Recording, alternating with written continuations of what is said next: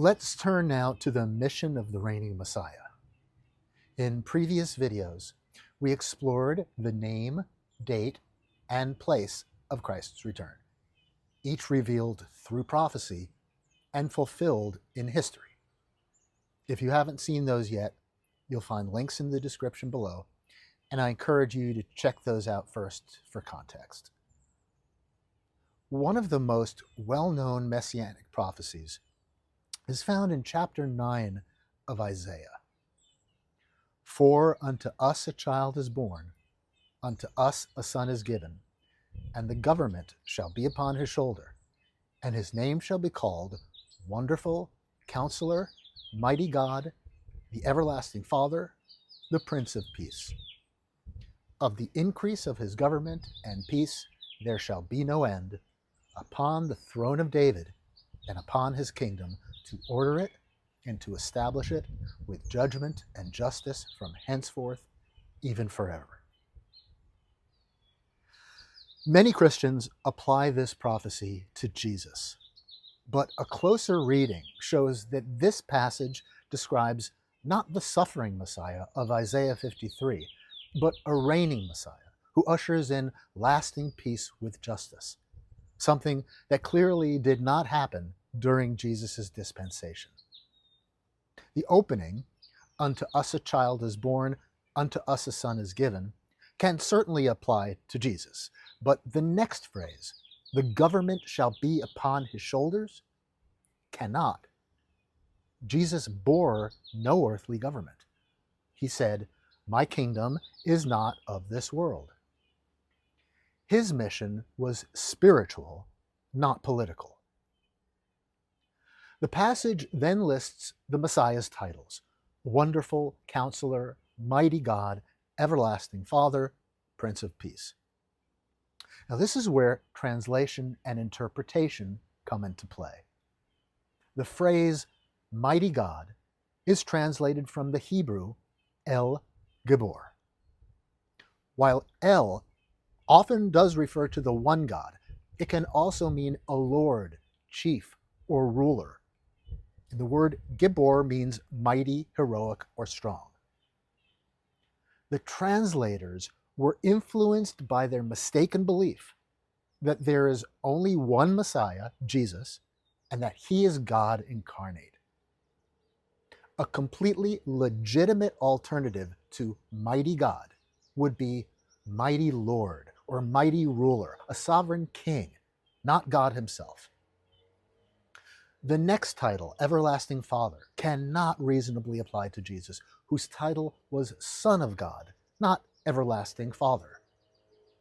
The phrase translated as Everlasting Father comes from the Hebrew Avi-Ad. In Hebrew, Avi can mean father, patriarch, or progenitor. And Ad means eternal, or it can also mean an enduring age or epoch. So Avi-Ad can very reasonably be interpreted as patriarch of the age. This speaks not of God the Father, but of the founder of an enduring lineage. Now, this aligns with Baha'u'llah, who is not God incarnate, but is the progenitor of the Baha'i guardianship, a reestablishment of the Davidic lineage, whose throne was prophesied to last forever. The title Prince of Peace also fits the reigning Messiah rather than the suffering Messiah. Jesus himself said, I came not to bring peace, but a sword. By contrast, Baha'u'llah's mission is to bring to the world the foundation of the most great peace, the unity of nations, and the realization of God's kingdom on earth. Isaiah 9:7 continues, of the increase of his government and peace there shall be no end, upon the throne of David. Jesus did not sit on the throne of David. That throne was taken into captivity centuries earlier when Nebuchadnezzar of Babylon ended the Davidic monarchy in Jerusalem. The royal line, however, continued in Babylonian exile, where the exilarchs, descendants of King David, were recognized by the Jewish community as their rightful monarchs in exile. It is to this exiled Davidic lineage that Baha'u'llah was born, fulfilling both the genealogical promise and the prophetic vision of the reigning Messiah. We find another vision of this future in Isaiah 2. In the latter days, the mountain of the house of the Lord shall be established. All nations shall flow to it. For out of Zion shall go forth the law and the word of the Lord from Jerusalem.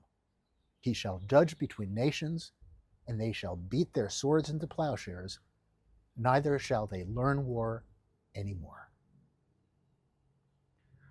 Baha'u'llah, seated upon the throne of David, brings to the world the universal house of justice, the house of the Lord foretold by Isaiah.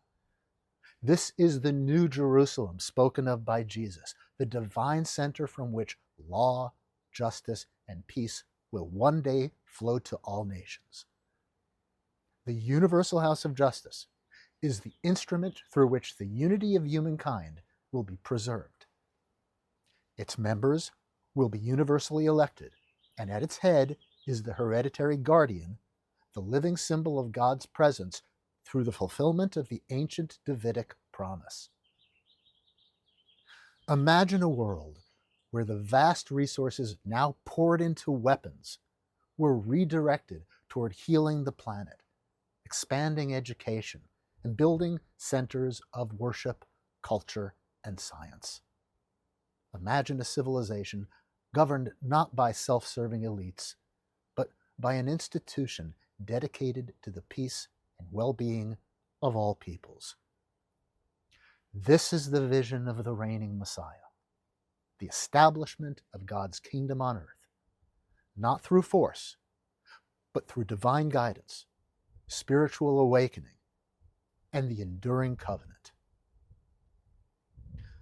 But why so much war, corruption, and injustice if the promises surrounding his mission have already come to pass? These questions strike at the heart of faith and the credibility of prophecy. In future videos, we'll confront this head-on. Don't miss it. In the meantime, visit schooloftheland.com, where history's oldest promise meets humanity's future.